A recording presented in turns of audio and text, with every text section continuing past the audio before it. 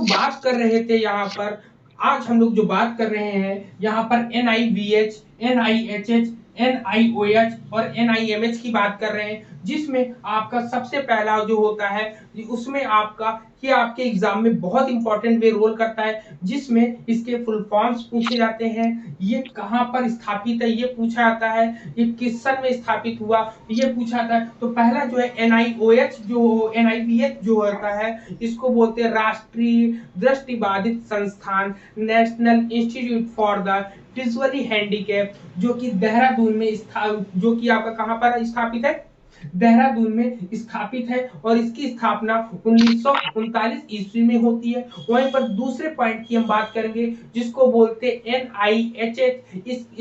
इसका पूरा full form अगर आपसे पूछा जाए तो आप बता सकते हैं अली यावर जंग राष्ट्रीय श्रवण बाधित संस्थान, इंग्लिश में बोलेंगे अली यावर जंग national institute for the hearing handicap, जो कि यहाँ पे श्रवण बाधितों के लिए होता है, यहाँ दृष्टि बाधितों के लिए होता है। और ये NIHS की जो स्थापना होती है वो मुंबई में होती है और 1978 में होती है। वहीं पर तीसरे पॉइंट की हम बात करेंगे तो तीसरा पॉइंट आपका होता है NIOH, जिसको ओ का मतलब होता है ऑर्थोपेडिकली, अर्थात अस्थि बाधित अर्थात हड्डियों से संबंधित जो समस्याएं होती हैं उसके लिए सबसे ज्यादा फेमस जो है वो कोलकाता में है और इसकी स्थापना 1979 में होती है, 1979 में होती है। इसका अगर फुल फॉर्म पूछा जाए पूरा तो बता सकते हैं आप national institute for orthopaedically handicap होता है, जिसको राष्ट्रीय अस्थिबाधित संस्थान कहते हैं। अब हम लोग बात करेंगे चौथे पॉइंट पर, तो चौथा पॉइंट आपका क्या आता है, चौथे पॉइंट में आता है NIMH होता है,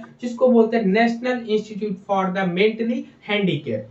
इसकी स्थापना, इसको हिंदी में बोलते हैं राष्ट्रीय मानसिक रूप से बाधित संस्थान। इसकी स्थापना जो होती है 1984 में होती है और आपकी सिकंदराबाद में होती है। तो ये 4 पॉइंट है आपके एग्जाम से बहुत महत्वपूर्ण है। क्लियर?